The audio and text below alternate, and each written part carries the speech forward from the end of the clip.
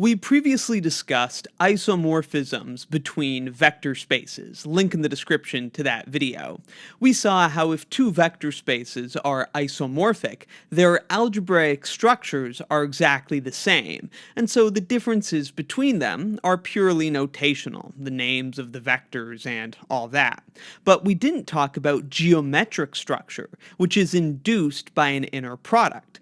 And so that begs the question, can we find inner product spaces that appear different, but in fact are precisely the same, just with different names? And indeed we can, and in this video we'll discuss isomorphisms between inner product spaces, which preserve the geometric structure which is induced by the inner product. Now remember, we're talking about geometric structure here because angles and distances are all defined in terms of inner products. Link in the description to my lesson on inner product spaces if you need to review that. So, since the geometric structure comes from the inner product, in order to preserve the geometric structure, an isomorphism between inner product spaces will have to preserve the inner product. So this definition hopefully isn't too much of a surprise.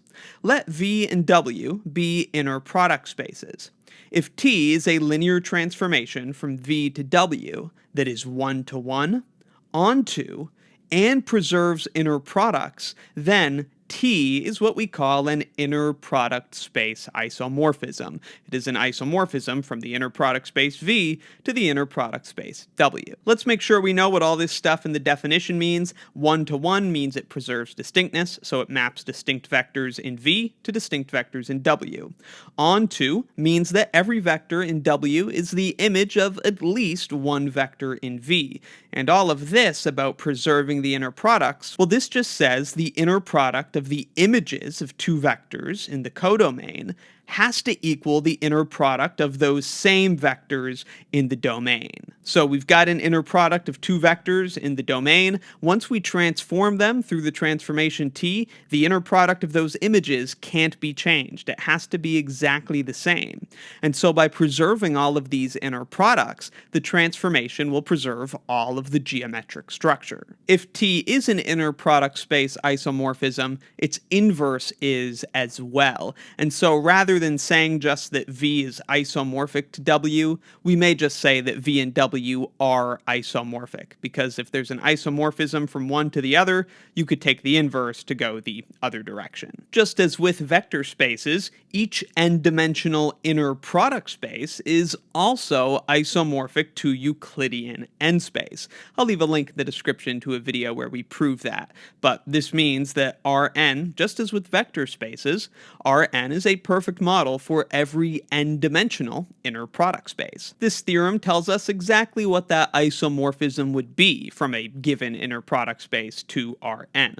If S is an ordered orthonormal basis for a real n-dimensional inner product space V, then the coordinate map that takes each vector u and sends it to its coordinate vector relative to that orthonormal basis S, this is an inner product space isomorphism between V and Rn with the Euclidean inner product. We saw a similar theorem with vector space isomorphisms, but the basis just had to be ordered. But now that we're talking about inner product space isomorphisms, this basis also needs to be orthonormal for this coordinate map relative to that basis to be an inner product space isomorphism. Once more, what this isomorphism T does is it takes a vector u from that inner product space V and it maps it into its coordinate vector relative to the orthonormal basis S. Its coordinate vector, of course, is going to be an n-tuple that exists in Rn. Now let's see an example of an inner product space isomorphism, partly using that theorem we just saw. The vector space of polynomials up to degree n-1 is isomorphic to Euclidean n-space, and an isomorphism between them is seen here. This is exactly the type of isomorphism we just described, in fact.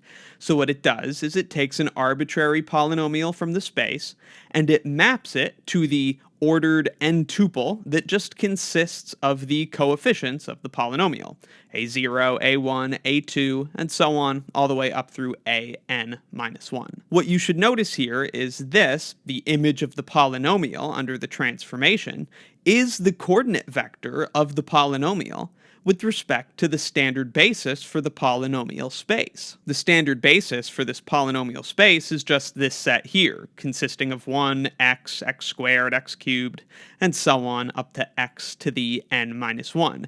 And so this transformation is indeed just taking us to the coordinate vector relative to that standard basis. But this is a standard basis that we've discussed previously at great length. We've previously seen that it is orthonormal. All of the vectors in this basis have a norm of 1, and they're all orthogonal to each other. So this is an orthonormal basis, and hence we can apply the theorem we just saw to conclude that this transformation T is in fact an isomorphism between the inner product spaces. Again, that's because what T does is it takes a vector from the inner product space of polynomials up to degree n minus 1, and it just maps it to the coordinate vector relative to an orthonormal basis. It happens to be the standard basis, but what's important for the theorem is that it is an orthonormal basis. Because of that, we can conclude it is an inner product space isomorphism, and these inner product spaces are isomorphic. Their algebraic and geometric structures are exactly the same. The differences between them are purely notational. Another example that feels pretty intuitively obvious is the isomorphism between Mn and Rn. Mn here we're saying is the vector space of real n by 1 column matrices. So let's consider the standard inner products on these spaces.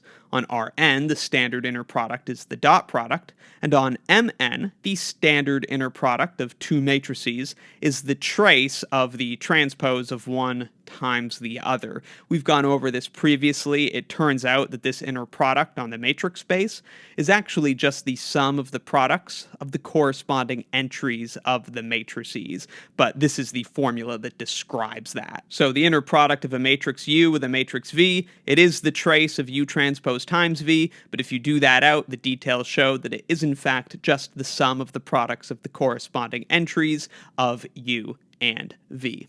All right, so here's our transformation from Mn to Rn. It takes a column matrix from Mn and just maps it to the corresponding n-tuple that just contains the entries of the matrix going from top to bottom. This transformation is indeed an inner product space isomorphism. It should be straightforward if you would like to verify that it's a linear transformation, that it's one-to-one, and that it's onto. But clearly it also preserves inner products, because if we take the inner product of one matrix with another, what we're going to get, like we said, is just the sum of the products of the corresponding entries.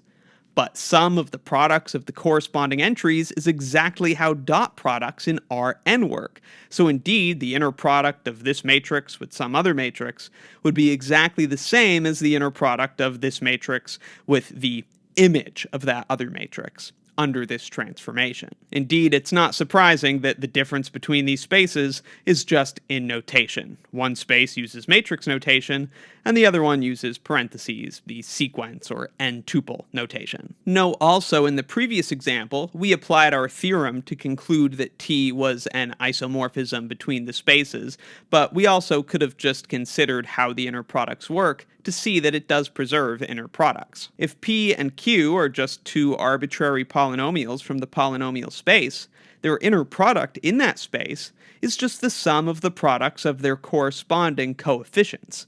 But that's exactly what the Euclidean inner product would be if we took the inner product of their images under the transformation, because the transformation just sends each polynomial to the n-tuple consisting of its coefficients. And so if you took the inner product of those, again, you would just be multiplying the corresponding coefficients together and adding them. So that's a little bit about isomorphic inner product spaces. Let me know in the comments if you have any questions, and be sure to check out my linear algebra course and linear algebra exercises playlists in the description for more.